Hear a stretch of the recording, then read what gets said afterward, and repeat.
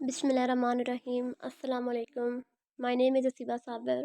I am a student of zoology at University of Chakwal. Today I am here to explain the topic florimetry. So first of all, what is florimetry? Florimetry is also known as fluorescence spectroscopy और spectroflorimetry. ये एक ऐसी तकनीक है जिसको use करते हुए हम सैंपल के अंदर फ्लोरेसेंस को डिटेक्ट और एनालाइज कर सकते हैं. फ्लोरेसेंस क्या है? Emission of light. हिस्ट्री, ये टर्म कहाँ से आई है? मिनरल फ्लोरस्पार कैल्शियम फ्लोराइड से. जब सर जॉर्ज स्टॉक ने 1852 के अंदर ये ऑब्जर्व किया कि जब फ्लोरस्पार को एक्सपोज करवाया जाए रेडिएशन से तो विजिबल लाइट देता है. Various electronic states in fluorimetry. Singlet state एक ऐसी स्टेट है जिसके अंदर तमाम इलेक्ट्रॉन्स मॉलिक्यूल के अंदर पेयर्ड होते हैं. डबलेट स्टेट एक ऐसी स्टेट है जिसके अंदर अनपेयर्ड इलेक्ट्रॉन्स होते हैं. ट्रिपलेट स्टेट एक ऐसी स्टेट है जिसके अंदर अनपेयर्ड इलेक्ट्रॉन्स होते हैं बट सेम स्पिन के. प्रिंसिपल, ये तकनीक किस प्रिंसिपल पे काम करती है? Absorption and emission.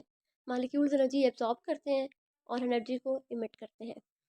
अब मालिक्यूल्स एनर्जी को एब्जॉर्ब करके एक्साइटेड स्टेट में जाते हैं. एक्साइटेड स्टेट में जब वो हैं तो तीन तरह के प्रोसेसेस हो सकते हैं. नंबर वन कि एक्साइटेड स्टेट अनस्टेबल है, उस सूरत में वो दोबारा ग्राउंड स्टेट में आ जाएंगे without emitting radiation by collision and deactivation. Number two कि वो जब ग्राउंड स्टेट में आएंगे तो रेडिएशन इमिट करेंगे, फ्लोरेसेंस का प्रोसेस होगा. एंड नंबर थ्री कि मालिक्यूल्स के पास रिलेटिवली स्टेबल एक्साइटेड स्टेट है, वो ट्रांजिशन चले जाते हैं और जब वो दोबारा ग्राउंड स्टेट में आते हैं तो इमिट करते हैं लाइट को. इंस्ट्रूमेंटेशन, मुख्तलिफ कंपोनेंट्स हैं लाइक लाइट सोर्स है. Xenon arc lamp usually use किया जाता है for light source. Monochromators and filters भी कहा जाता है. अब xenon arc lamp as a light source use होता है. लाइट यहाँ से जाती है एक्साइटेशन मोनोक्रोमेटर में, ये रेडिएशंस को फिल्टर करेगा और ओनली यूवी लाइट को पास करेगा. सैंपल होल्डर में मॉलिक्यूल्स एनर्जी एब्सॉर्ब करके एक्साइटेड स्टेट में चले जाते हैं और फिर एक्साइटेड से दोबारा ग्राउंड में आते हैं बाय इमिटिंग रेडिएशंस. अब रेडिएशंस जाएंगी इमिशन मोनोक्रोमेटर के पास, जहाँ से आगे डिटेक्टर उनको कन्वर्ट करेगा इलेक्ट्रिकल सिग्नल्स में और रीड आउट डिवाइस पे शो करवा देगा. टाइप्स. स्टेडी स्टेट फ्लोरेसेंस ऐसी टाइप है जो स्टडी करती है लॉन्ग टर्म एवरेज फ्लोरेसेंस को. और टाइम रिजॉल्व फ्लोरेसेंस ऐसी एक इसकी टाइप है जो स्टडी करेगी फ्लोरेसेंस को जब हम सैंपल को एक्साइट करवा लेंगे बाय लाइट पल्स. ये इनका कंपैरिजन दिया गया है. वेरिएबल्स जो अफेक्ट करते हैं स्पेक्ट्रोफ्लोरोमेट्रिक सिग्नल्स को. नंबर वन है phase of sample. Number two sample filtration. जैसे कि ट्रिप्टोफैन लाइक जो फ्लोरेसेंसेस हैं वो इजीली रिमूव हो सकते हैं सैंपल फिल्ट्रेशन से, बट जो ह्यूमिक कंपाउंड्स हैं वो इजीली रिमूव नहीं होते बाय फिल्ट्रेशन प्रोसेसेस.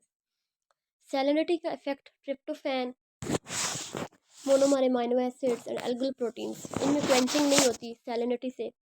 पीएच दो तरह से इफेक्ट करती है. Number one by increasing fluorescence intensity and number two by shifting maxima of fluorescence wavelength. Next, polarity. Polarity, tryptophan और टायरोसिन मोस्ट सेंसिटिव है टू पोलैरिटी. मेरीन वाटर के पास lower polarity होती है. टेम्परेचर, एट रूम टेम्परेचर जो है वो सारे experiments और एनालिसिस किए जाते हैं. इंटरफेरेंस इन फ्लोरीमेट्री, ये कैसे ख़त्म की जा सकती है? By dilution of sample solution. Advantages, ये हाई सेंसिटिव टेक्निक है, इसी वजह से हम इसको डीएनए, आरएनए और पीसीआर पॉलीमरेज चेन रिएक्शंस को क्वांटिफाई करने के लिए यूज़ करते हैं. ये हमें एक्यूरेट रिजल्ट्स देती है टेक्निक, इवन कि जब हमारे पास जो हमारा सैंपल है वो लो कंसनट्रेशन को यूज़ हम कर रहे हैं. Number two spectral selectivity. इसकी इंस्ट्रूमेंटेशन में हमने देखा कि दो इसके मोनोक्रोमेटर्स हैं, एक सेलेक्ट करता है एक्टिवेटिंग वेवलेंथ को और दूसरा फ्लोरेसेंस वेवलेंथ को. नंबर थर्ड ये स्पेसिफाई है. नंबर फोर्थ ये सिंपल है, इनएक्सपेंसिव एपरेटस यूज़ होता है और रैपिड रिस्पॉन्स है. नंबर फाइव लिनियरिटी इन कंसनट्रेशन रेंज. कंसनट्रेशन जो है एब्जॉर्बर की वो डायरेक्टली प्रोपोर्शनल होती है इसकी इंटेंसिटी की. इस तरह जो अननोन बायोमॉलिक्यूल्स की कंसनट्रेशन हैं वो हम इजीली क्वांटिफाइड कर सकते हैं against the fluorescence intensity of non biomolecules. Next, disadvantages. इसके डिसएडवांटेजेस में देखा जाए तो ये सिग्नल्स जो हैं वो अफेक्ट हो जाते हैं by pH, temperature and solvent polarity. ये क्वेंचिंग इसमें हो सकती है. क्वेंचिंग कब होती है? कि जब जो इमिटेड फ्लोरेसेंस है वो दूसरे मालिक्यूल्स को चली जाए बाय कूलिंग एंड इंट्रैक्शन. ये प्रॉब्लम कहाँ ज़्यादा है? कंसनट्रेटेड सोल्यूशन में. इसी तरह इसको एरेडिकेट करने के लिए हम सोल्यूशन को डाइल्यूट करते हैं. उसके अलावा कुछ और फैक्टर्स भी फ्लोरेसेंस को इफेक्ट करते हैं, लाइक डिटर्जेंट्स हैं, फिल्टर पेपर है and some tissue material. Next, applications of fluorimetry. सबसे पहले फ्लोरेसेंस जो प्रॉब्स हैं इनको हम यूज़ करते हैं क्वालिटेटिव और क्वांटिटेटिव डिटेक्शन के लिए बायोमॉलिक्यूल्स की, ऐसे बायोमॉलिक्यूल्स जो लो कंसंट्रेशन पे प्रेजेंट हो।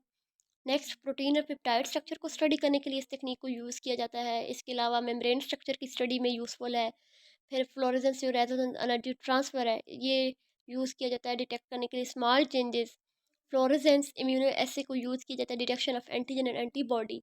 माइक्रोस्पेक्ट्रोफ्लोरीमेट्री को हम यूज़ करते हैं कार्सिनोजेनिक सेल्स को डिफ्रेंशिएट करने के लिए from normal sales. It's all about fluorimetry. Thank you.